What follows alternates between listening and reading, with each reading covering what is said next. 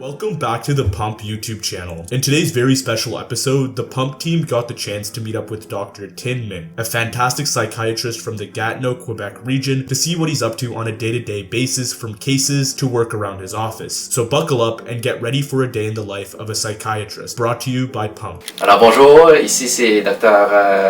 Ngomine, je suis psychiatre, j'ai gradué de l'Université d'Ottawa il y a à peu près 12 ou 13 ans. Alors, ça me fait plaisir de vous parler de ma clinique qui s'appelle L'équilibre. Alors, je pense que la clé de la santé, c'est jamais d'aller dans des extrêmes, hein? C'est de trouver à peu près un juste milieu. Et je vais vous parler de ça très rapidement. Alors, l'équilibre, c'est pas seulement pour un médecin de proposer des interventions, des chirurgies, des médicaments, hein? Comme psychiatre, on a prescrit, mais c'est aussi de proposer des interventions non médicamenteuses, non chirurgicale, et en santé mentale, il y a beaucoup de choses à dire à ce niveau-là. Alors c'est ça l'idée, hein? L'équilibre, c'est à la fois des choses que le médecin doit faire, hein, que le patient peut pas faire par lui-même avec des prescriptions, mais aussi des choses que la personne doit faire. Alors mon travail, c'est beaucoup d'amener les patients à s'engager à une meilleure hygiène de vie, mais des fois, la personne doit accepter aussi des prescriptions, une aide, une guide externe. Et c'est pour ça qu'on existe, les médecins, les psychiatres. Bon, dans ce cas-ci, c'est psychiatre. Des fois, on peut être plus prescriptif. C'est pour ça qu'il y a des prescriptions. Et parmi les prescriptions, il y a des fois la médication. Donc ça, c'est un des éléments du traitement.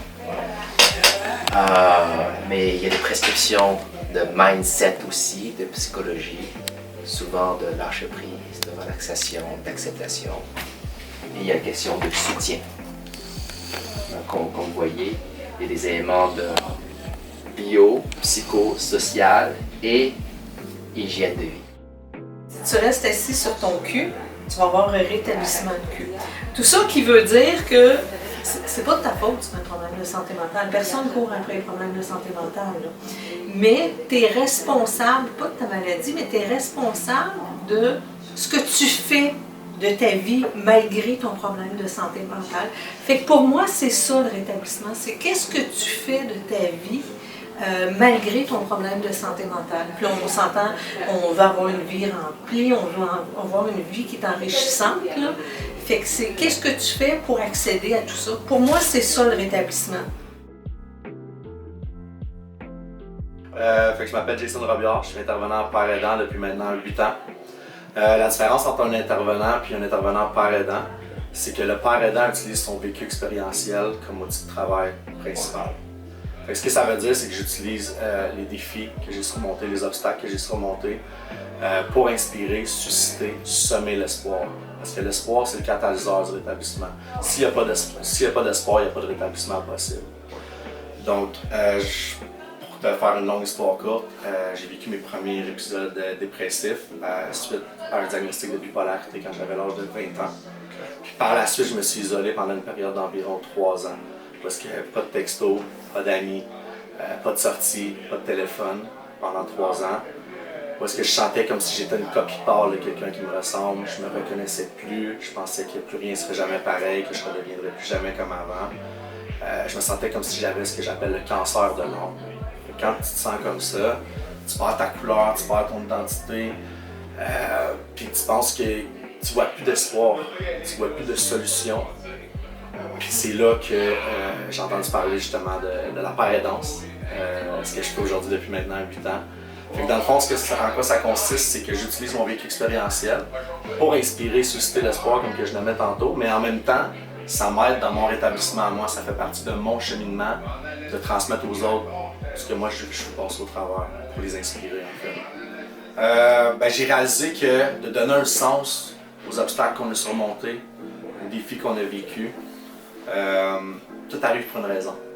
Fait que j'ai réalisé que quand on donne un sens à nos souffrances, qu'on réussit à mettre des mots sur comment on se sent, qu'on réussit à passer au travers, on peut s'en servir pour inspirer les autres. Puis quand on réussit à inspirer les autres avec notre parcours, ça nous inspire nous-mêmes à continuer à cheminer dans notre propre parcours de rétablissement. Hein? Parce que souvent, comme on dit, un trouble de santé mentale, ça se guérit pas, ça se contrôle. C'est comme ça. La médication peut aider, l'activation peut aider, il y a plusieurs façons de se rétablir. Alors, le premier patient, c'est un cas assez typique, là. Une personne de 45 ans, père de 2 enfants, adolescente, marié aussi, travaille au gouvernement en informatique. Et lui, il souffre de dépression depuis... ses premières dépressions étaient probablement au début de l'âge adulte. Alors, c'est assez typique, avec beaucoup d'anxiété. Et qu'est-ce qui est particulier chez lui, c'est qu'il peut avoir des manifestations physiques de son anxiété, de sa dépression. Il y a des tremblements, c'est très spécial. Alors, plus qu'il est anxieux, plus qu'il peut trembler.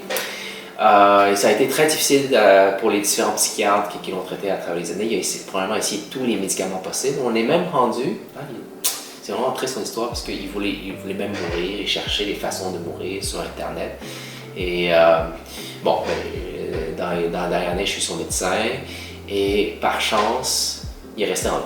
Et moi, je l'oblige à rester en vie. Okay? Alors, je lui dis, je t'en prie, je peux tout faire pour toi, signer d'un arrêt de travail pendant les 5-10 prochaines années si tu veux, mais il faut vivre. Et bon, alors j'ai un peu confiance en lui pour ça. Et il vient de son propre gré ici me voir. Il est venu avec sa femme pour avoir davantage de soutien. Et on a parlé du traitement pharmacologique, médicamenteux, et du traitement non pharmacologique.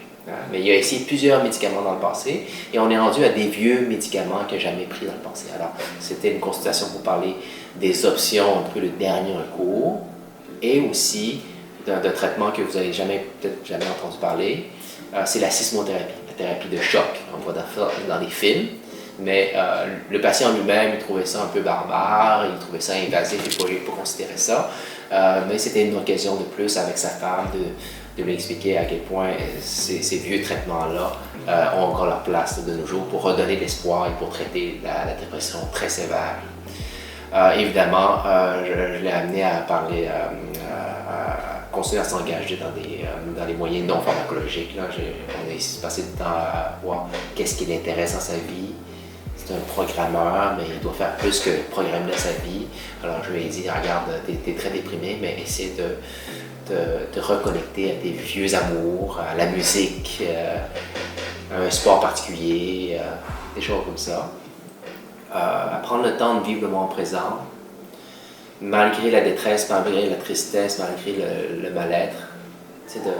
D'essayer de ne pas penser à ça, de vivre des moments avec sa famille, avec ses filles, les prendre dans les bras, sachant très bien que peut-être que ses filles savent que papa va pas très bien. Et que ensemble, ils se permettent d'être tristes ensemble, mais pas paniquer.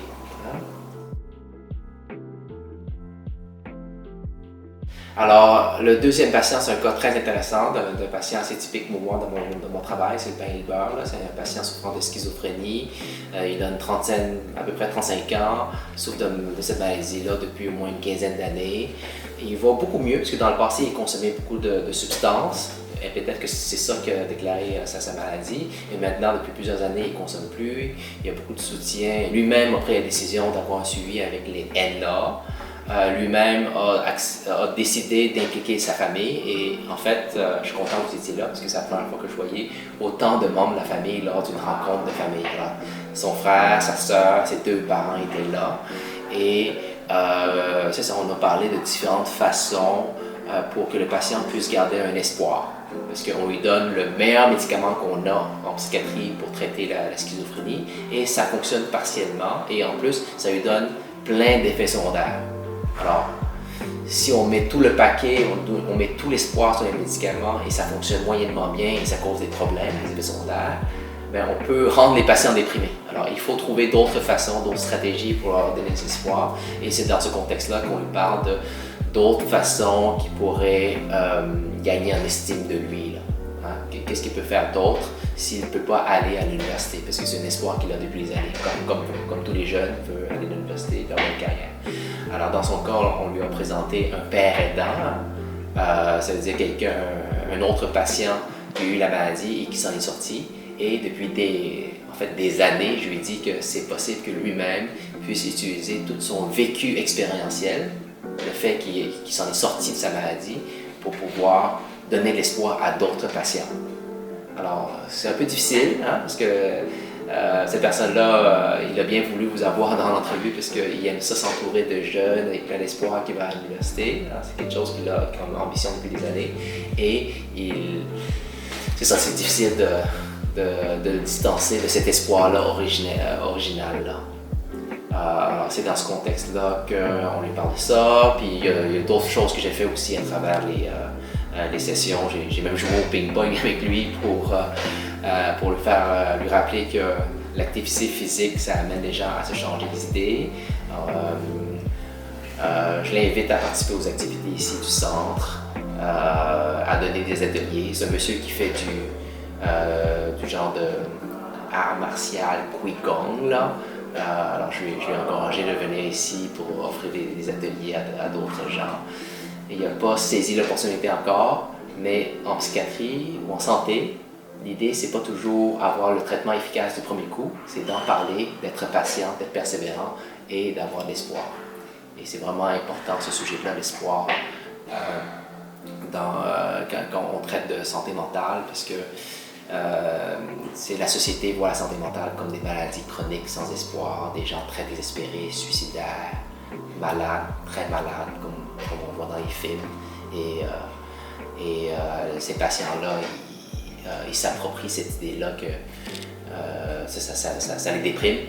Alors, le rôle du psychiatre, c'est aussi de trouver diverses façons de leur donner espoir et utiliser d'autres moyens que juste la médication. La médication ne fait pas tout. We hope you enjoyed the video and learned a lot from the experiences of Dr. Ngo Min and the field of psychiatry. On behalf of the Pump team, we wanted to thank Dr. Tin Min and the rest of the staff at his clinic for letting us film and learn more about mental health.